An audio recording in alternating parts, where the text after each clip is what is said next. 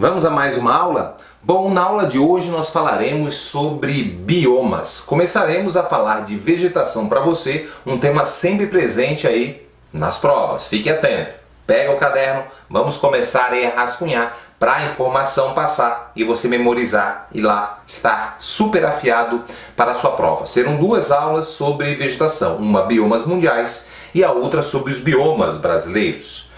Bom, Marcelo, o que é um bioma, né? Bioma é a junção de duas palavras, bio, sabe que é vida, e oma, grupo. Então, é um grupo de vida de um determinado local. Então, eu pego um determinado local no espaço geográfico, que eles vão ter as características das espécies de vegetação, as espécies de animais, e todas essas espécies de animais e de vegetação vão ser influenciados diretamente por quem?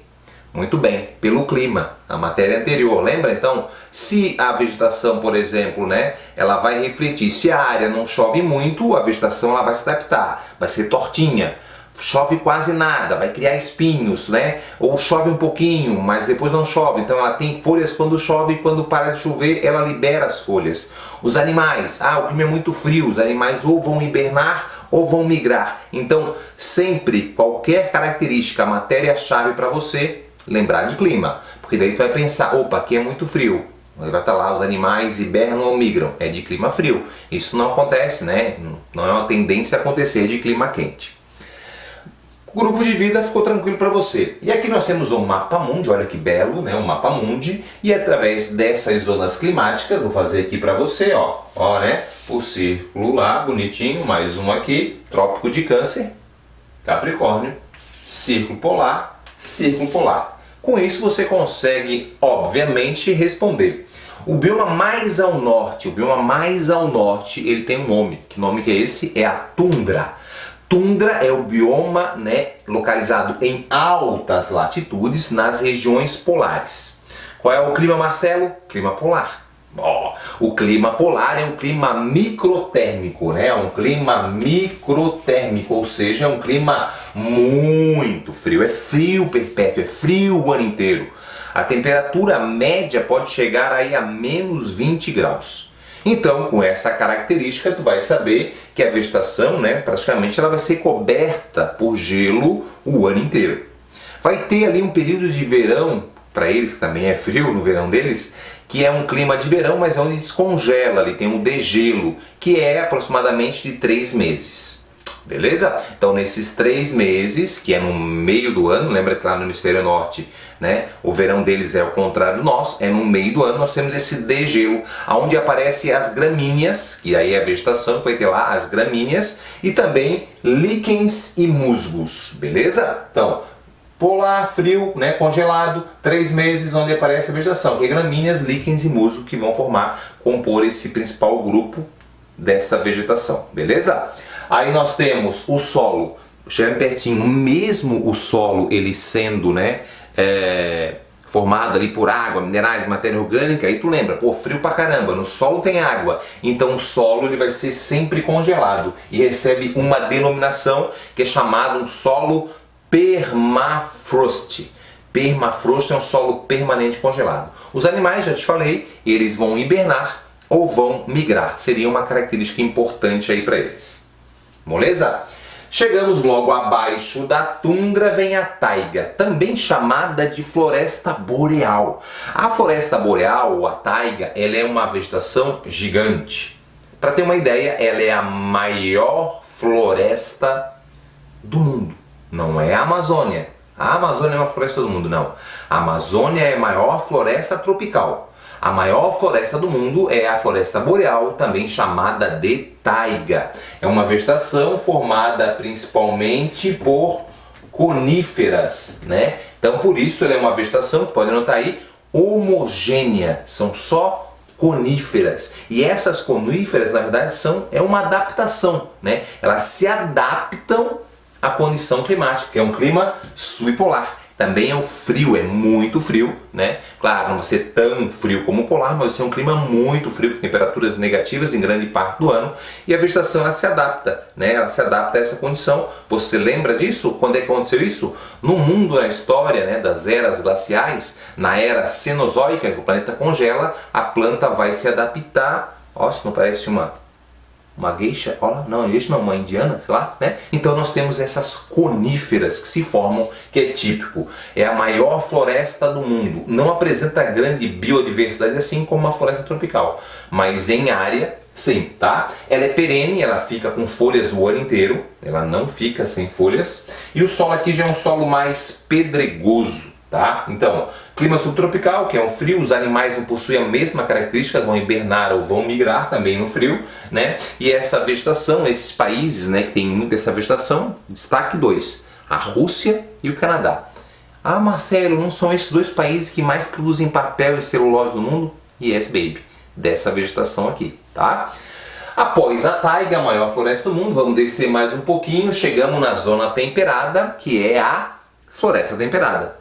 A floresta temperada, ela é um dos biomas mais destruído, degradado do planeta, né? Grande parte dos Estados Unidos, grande parte da Europa, onde todo o seu processo de crescimento, de urbanização, eles foram acabando aí com essa floresta temperada.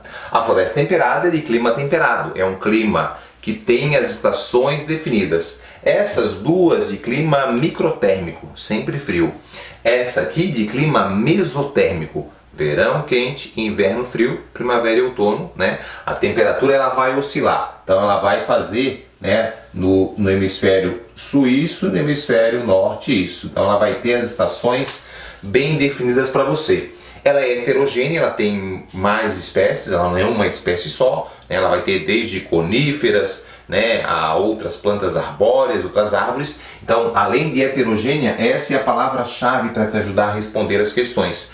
Ela é caducifoliada. Como as estações vão mudando ali, a folha, a árvore vai se adaptando e vai mudando. Você deve ter visto aí algum filme, né? A folha ficando amarela, vermelha, amarela, pum, caiu, aí volta a ser verde na primavera e assim por diante. Isso é uma característica de uma planta caducifoliada. Tá? Então apresenta, claro, maior biodiversidade aqui, né? Os animais já têm assim, outros portos de animais, uma variedade maior, e aqui o solo vai ser um solo já bom, um solo fértil, tá? Então nós temos essa formação da floresta temperada que está presente tanto no hemisfério norte como no hemisfério sul, muito presente, claro, nessa faixa de terra aqui do hemisfério norte, que é uma faixa maior. A faixa temperada do hemisfério sul ela é, digamos, menor, então lá no hemisfério norte nós temos uma maior quantidade, como eu já te falei, muito degradada.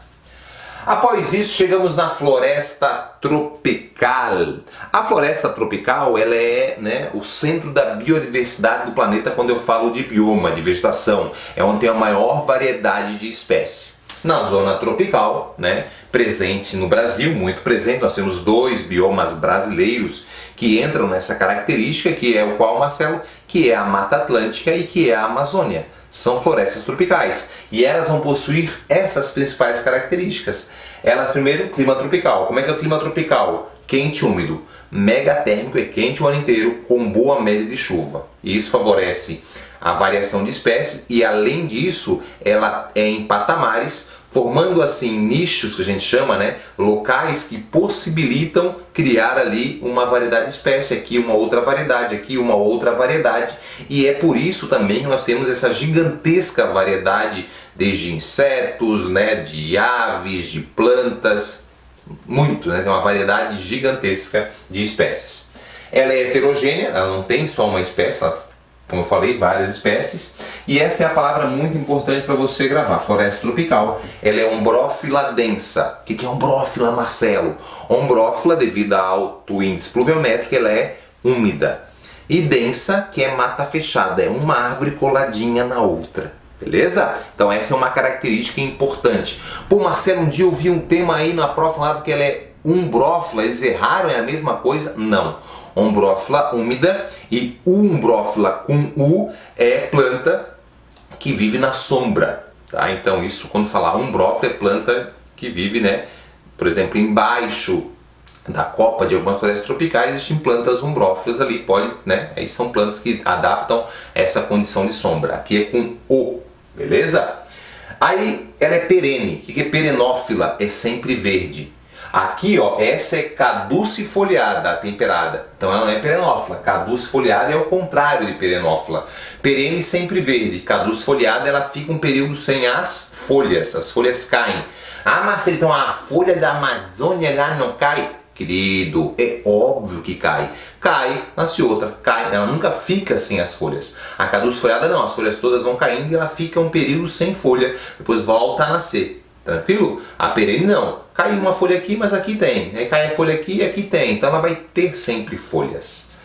Ela possui as folhas largas, né? Isso é uma adaptação ao clima bem interessante, porque quando o clima é seco, as folhas são finas, tendem a ser finas, não chove muito, ela dificulta a evapotranspiração. Agora aqui chove pra caramba, então a folha é larga, o sol bate, tira a água, chove de novo. Aquele rico com dinheiro, gasta aqui, gasta ali. Essa é a latifoliada, beleza? E os solos, botei pobres? Sim, grande parte, por exemplo, da Amazônia, o solo é pobre devido ao excesso de chuva. Mas não é uma garantia que toda a floresta tropical tem um solo pobre. Como, por exemplo, a Mata Atlântica é uma floresta tropical. A Mata Atlântica, o solo é um solo fértil, é um solo bom, tá? Por exemplo, no nordeste da Mata Atlântica é um solo massapé. Para o centro-sul é um solo terra roxa, os dois solos são de boa qualidade. Já na Amazônia não, na Amazônia a maior parte do solo é um solo chamado lixiviado, um solo pobre. É um solo ali que vai ter o que, Marcelo? É um solo que vai ter o excesso de chuva e poucos minerais. Solo lixiviado. Então pobre, na verdade, depende diretamente aos minerais que vão estar presentes nessa questão geológica e também na questão da climatologia, na chuva, né? O excesso de chuva retira os minerais, lava o solo. Amazônia, pobre. Na Mata Atlântica, good, né? Um solo bom porque a média pluviométrica é a chuva regular o ano inteiro e não é tanta chuva assim. Floresta tropical, foi facinho. Chegamos agora nas savanas, né? As savanas, Marcelo, tem só savana na África? Não. Tem savana na América do Sul. Ah, é, Marcelo, tem. No Brasil? Tem. Ah, é, Marcelo, eu nunca vi. Tem, só que no Brasil a gente chama de cerrado, muito bem. O cerrado é a savana, é a mesma característica. Tá? Então, tem na Ásia, tem na África, que é a grande parte, a grande savana, e tem na América do Sul. A savana é típica de um clima semiúmido, um clima com duas estações, uma estação seca e uma estação chuvosa. E no período seco ela vai se adaptar a essa condição. Por exemplo, ali ela é formada principalmente por arbustos, árvores pequenas, tortas, né? E espaçadas por gramíneas. Essas gramíneas no período seco ficam mais amareladas, tá? Então é uma característica bem importante. Clima com duas estações, quente, né? Vegetação formada principalmente por arbustos e gramíneas, principalmente. Não quer dizer que não tenha alguma árvore maior. Por exemplo, no Brasil, isso vai ser chamado de cerradão. São as árvores maiores, né, da área do cerrado de savana. Essa é a palavra principal que você vai anotar aí, ó, quando eu falar savana. Essas palavras que eu estou colocando aqui, que estou circulando para você, são chaves, palavras-chaves para você quando vê, eles dão a característica do bioma e essa é a palavra que diferencia bem de outros biomas, né? Cada esfoliada, as folhas caem, ombrófila densa, né, mata fechada úmida. Tropófila, o que é tropófila? Ou tropófita é uma vegetação adaptada a um clima de duas estações. Por isso, ela libera parte das suas folhas. Ela vai ser, então, semicaduca. Pode acontecer ainda eles falarem, a vegetação da savana, como a do cerrado, né, possuem a casca grossa, os galhos retorcidos e as raízes longas. Certo? É uma vegetação tropófila. Certo? Adaptada a um clima de duas estações. Apresenta grande biodiversidade, não pode falar, apresenta uma boa, grande biodiversidade. E os solos tendem a ser solos ácidos, que vão ser denominados solos do tipo laterítico. Laterítico é o solo, beleza? Então essa é a savana. E aí chegamos na vegetação desértica. Clima desértico, quente e seco. O clima do deserto, a gente sabe que ele tem grande variação de temperatura diária, podendo chegar aí a 45 graus durante o dia e -5 durante a noite. Isso vai acontecer, né, porque o sol bate no deserto, não tem aonde segurar esse calor, um grande poder de albedo, de reflexão, esse calor é devolvido e aí fica muito quente no deserto, né? Menor umidade, e aí à noite, como ficou pouco calor preso, a temperatura cai bruscamente, então isso vai gerar inúmeras consequências. A vegetação ela é formada quando tem, né, por cactos, cactáceas principalmente, e também em algumas áreas tem, por exemplo, pequenos arbustos. No Brasil nós temos a caatinga, e a caatinga, quando você olha o mapa de bioma mundial, ela é classificada como vegetação desértica, tá? Apesar de ter características diferentes. A caatinga é o único bioma que só tem no Brasil, não tem em outro local. Principal característica, anota aí, circula aí, vegetação xerófita ou xerófila. O que é isso? Planta de deserto, planta que armazena água, é a principal característica da vegetação desértica. Cactáceas tem espinhos, pode falar que ela libera as folhas também sendo caducifoliada, isso, né, para algumas plantas desérticas. Tudo isso uma adaptação ao clima seco para poder sobreviver, se manter, né, constantemente. Mas a palavra-chave é xerófita. Tá, Marcelo, e o solo? Depende. O solo também depende, mas geralmente quando eu falo solo deserto, é um solo que teve grande processo de erosão e essa erosão vai acontecer pelo vento. Ah, Marcelo, como é que eu vou saber? Galera, chove muito lá? Não. Então o principal agente de intemperismo vai ser o vento, que vai promover o desgaste, a quebra e vai gerar essa grande área de solo. Quando for para o Brasil, falando da caatinga, como associando a vegetação desértica, aí tem que responder que é litossolo, é um solo pedregoso, tá? É um solo pedregoso. Tranquilo? Outros biomas importantes aí para você anotar, esses aqui são os principais, sintetizado para você. Tu não pode esquecer, quando falar de vegetação mediterrânea, que tem ali no sul da Europa e também no norte da África, também tem lá nos Estados Unidos, apesar de não ter nada a ver com a Mediterrâneo, mas é a mesma característica, né? Nós temos arbustos, gramíneas, muito parecido com as pradarias, né? É uma vegetação esclerófita, que seria o que? Tem as folhas grossas, é uma característica importante. O verão é um verão bem prolongado, muito quente e muito seco. Após estepes, tá? Estepes também é uma vegetação muito parecida com a mesma região de pradarias, são campos, vegetação rasteira com alguns arbustos, né? É a principal característica dos estepes.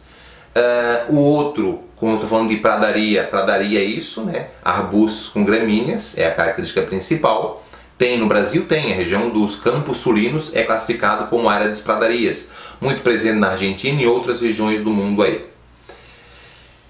Último bioma seria a vegetação de montanha. Então, no topo das montanhas são vegetação de campos, gramíneas, devido ao clima frio, né? Nós temos o extrato herbáceo dessa vegetação aí, né? Que é muito utilizada aí, quando é utilizada no degelo para a pecuária. Por exemplo, existe uma migração na criação de ovelhas que eles acabam aproveitando e migrando para comer as gramíneas dessa região. Foi tranquilo?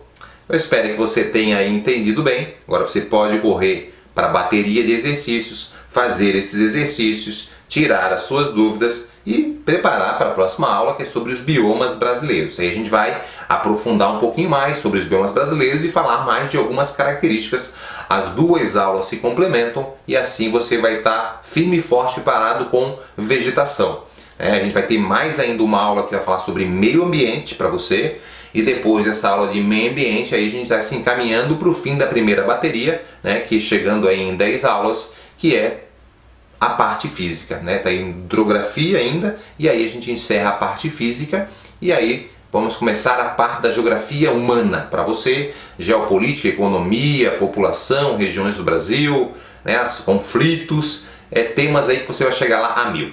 Beijo no seu coração, bora para os exercícios, confia que a vaga é tua.